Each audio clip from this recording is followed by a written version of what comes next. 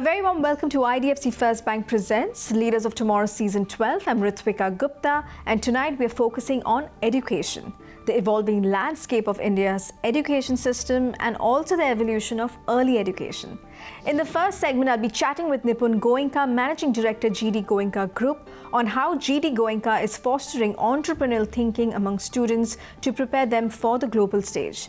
And in the second segment, I'll be chatting with AK Srikanth, CEO of KLAY Preschools and Daycare, on the importance of holistic education.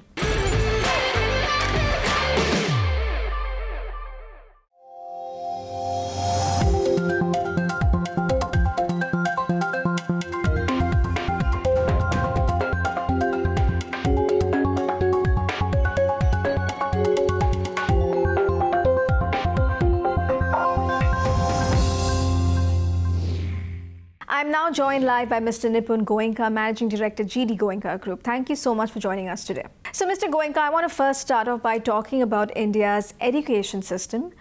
Now, that has undergone significant changes in the recent years with the introduction of the NEP, and a growing focus on holistic learning. So, tell me, from your perspective, how would you describe the current state of India's education landscape? What are the key opportunities and challenges shaping the future of education in the country? So the traditional way of the education system in India is giving way to skill-based, competency-based, and a holistic approach to education. I think the fusion of technology into education is very important, and we saw that post the pandemic, and they can really coexist.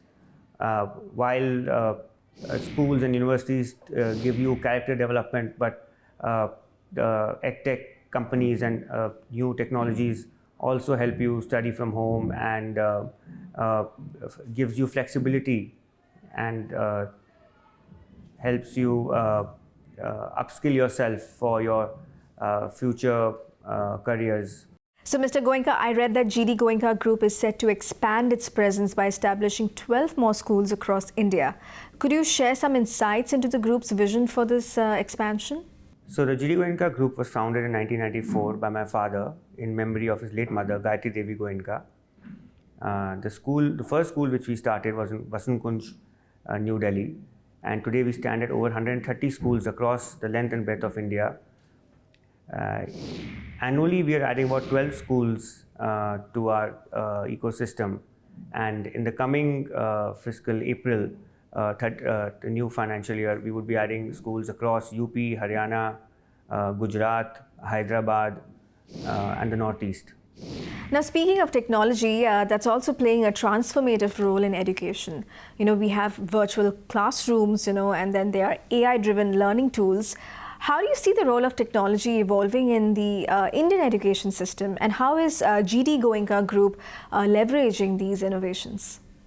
So technology has become a part of our lives now. Online learning was mainstreamed within days of the onset of the pandemic, and that taught us that there is potential collaboration between the edtech space and the school space or university space.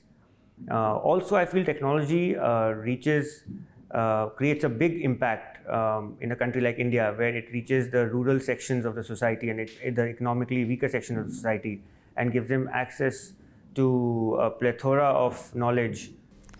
Now, when we speak about India's youth, they are entering a global job market that increasingly values specific skills, over traditional degrees. What do you think is the importance of skill development and upskilling in today's competitive world? Education and skilling go hand in hand. If education teaches you the why of a concept, skilling teaches you how to implement that concept. Education is about developing a student's character, personality. It's about deep foundation of learning. It is about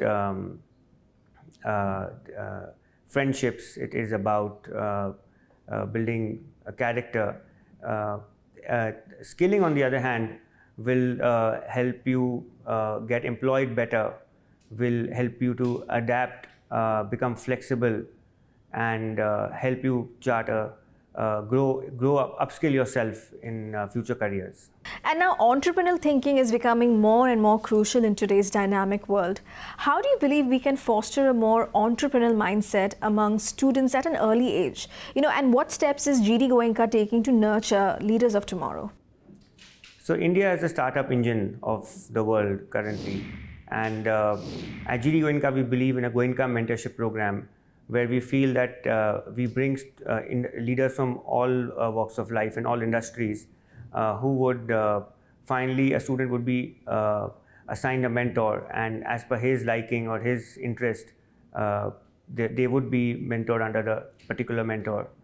Also, I feel that universities such as IITs and other Indian institutions are creating a lot of incubators and giving a lot of incentive to students to start up, to have their own startup ventures.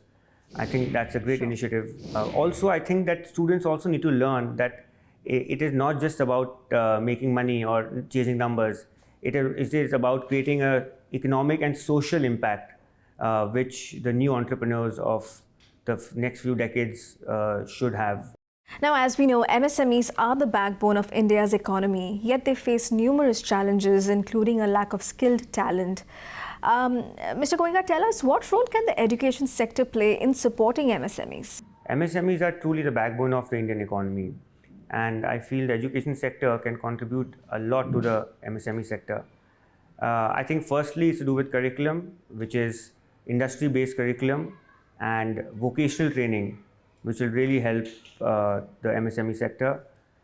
Second, we would expect the MSME sector to hire our students as interns and offer apprenticeships, which will make them industry ready, and they would too get manpower at a much lower cost. Thirdly, I feel that the MSME sector and the education sector can invest together in research labs and get various grants from the government to co-develop research facilities, which would help both the student and the MSME industry. Absolutely. So tell us, how do you view the competition between established educational institutions and edtech companies? I don't see any competition between established education institutions and edtech companies. I believe they can coexist together, and in fact, students would only benefit from this. Typically, an education institution offers you deep foundation of knowledge, and it offers you character building, it offers a sense of community, it offers discipline. So it's very important for a student to go through the process of schooling or attending physical universities. At the same time, when it comes to edtech companies, I think they offer a lot of innovation, flexibility during the hours of learning. They also offer, they help students to upskill themselves while pursuing other streams. I feel that edtech companies can personalize a lot of programs for students as per their needs and requirements to help them achieve their goal of whichever industry they want to get placed in. And finally, before I let you go, Mr. Goenka, the theme for our show this season is powering entrepreneurs for the global stage. From your perspective, what steps can players in the Indian education industry take to make a mark on the global stage? I think the Indian education industry should definitely focus on a lot of technology which is enabled to students. Technology makes our world borderless, and also instill a culture of entrepreneurship, incubation, mentorship to the students. Indian institutions should also collaborate with foreign institutions offering dual degrees, student exchange, faculty exchange, and joint research. So this would really expose our students to what's happening in the world around us.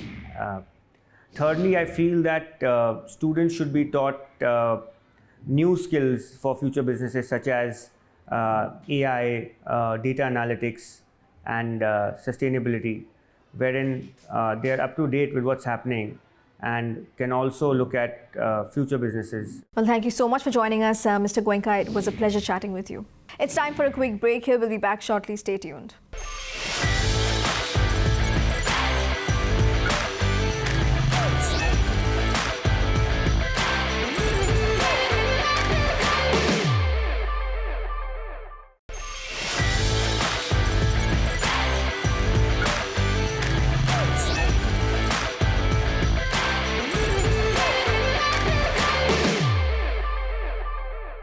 Welcome back to IDFC First Bank Presents Leaders of Tomorrow Season 12.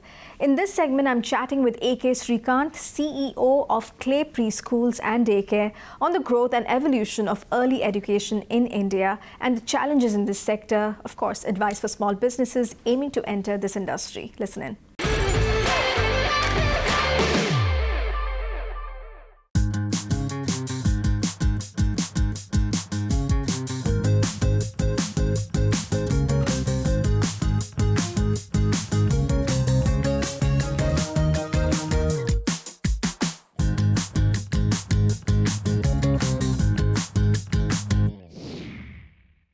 Mr. Srikanth, thank you so much for joining us today.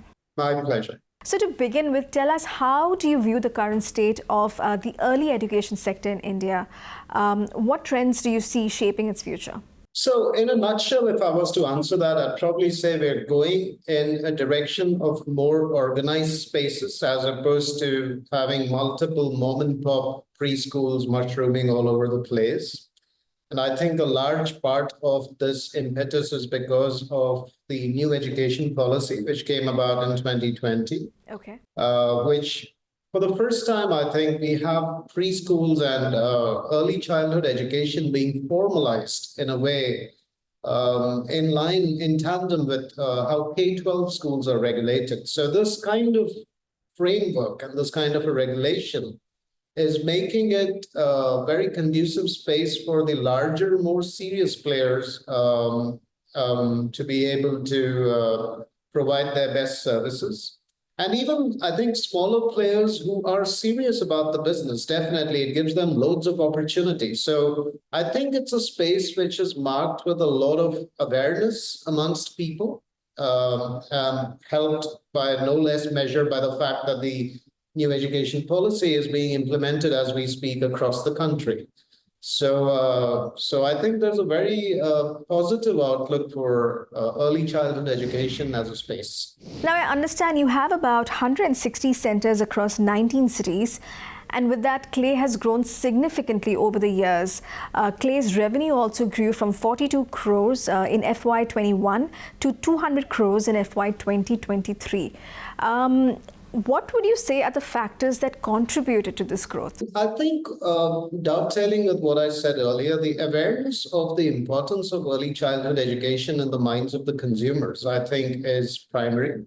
We have more and more people looking at this sector as a very important part of their child's growth trajectory, as opposed to just being viewed as something where children, come and spend some time and go. It is, it's been documented and said many times that a child's largest amount of brain development happens before the age of 5. I think publicizing this view through media, through scientific articles, through conferences has given parents the right perspective to view this space. And of course, parents today are discerning. They are looking for quality. Much more than, just something where they can leave their child behind while they go back to work. And I think it's their changing perceptions and their changing demands of what their child needs to get from a school of this type has benefited us, because we've invested very heavily into the operations of the institute, of the enterprise itself. And so over the last 13 years in our journey, I think that's been the most important facet of what we do, the operations, the engine behind it, the curriculum behind it. And I think that is what is paying us dividends now. With over 25 years of global experience across diverse companies like Nestle, Cleveland Clinic and OCS, Mr. Srikanth, tell us, how have your past roles influenced your approach to leading KLAY? So I spent various stages of my career in these companies that you just mentioned, although I was the leader for OCS at the time that I was there. So through these companies, I think I got a very good grounding on the importance of processes, the importance of sticking to processes, the importance of making processes that stand the test of time, and also giving the importance of adherence to a large number of employees so that we're all talking the same talk and walking along the same direction. Those experiences are what have helped me lead KLAY to a large extent. Wonderful. And now, how is KLAY adapting to the increasing role of technology in children's early learning?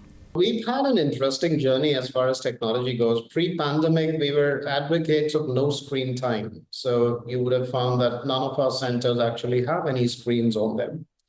Come the pandemic, since the whole system closed down, we were forced to recalibrate our own thoughts, and we were actually delivering our curriculum online through online means. And I think what we've come out with in 2022, when we reopened, is that we're not taking either end of the spectrum. We think that technology is a great enabler in the classroom, although it cannot substitute the physical classroom. So we're always trying out new methodologies of how we can incorporate technology into the classroom, whether it means what is the possibilities with AI and virtual learning, how can we integrate that into our curriculum in a meaningful way, not just for the sake of having it there. And also on the back end, from a parent experience point of view, can we have a single platform where they can get all the answers, not just with the administrative aspects of their child at KLAY, but also in terms of information, in terms of webinars, in terms of tips on parenting, because many of our parents are actually first-time parents, counseling sessions. So we are able to bring all these integrated in a way, and are still attempting to do so. The journey is far from complete. I think technology is playing its part in almost every facet of what we do.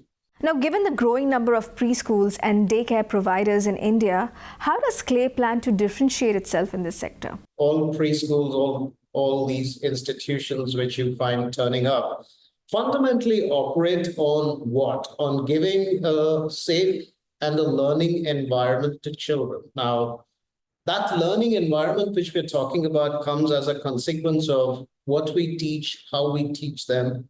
And I think at this age, what we try to inculcate in our children is the love of learning rather than ticking off a box that, how many alphabets do you know and how much can you count up to? Of course, those are important, but I think the methodology we've always followed is we let the child gravitate towards the learning methodology that she feels most comfortable with. Therefore, we do follow what is called the multiple intelligences system.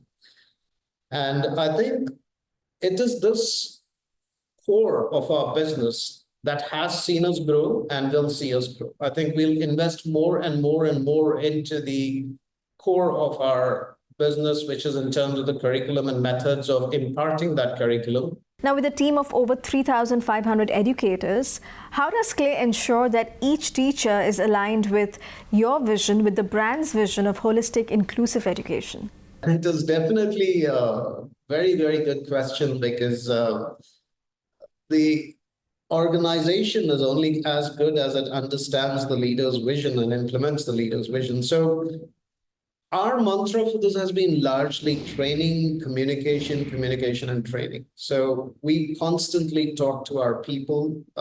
We constantly train them on how we would like them to operate out of their schools. And in fact, we have an in-house training institute, which is called the IECED. It's a fully a part of the KLAY ecosystem, where we train our teachers, we train our caregivers. Every week we are training them on something or the other. And many a time we have senior leadership members also join in on the training and directly talk to the 3,500 odd employees in batches, of course, to sort of elaborate on our vision and elaborate on the importance of processes towards that vision. So I think it sounds simple enough, although it's a lot of back-end operational work to keep the trainings interesting and keep it ticking. But that I think is the principle we follow.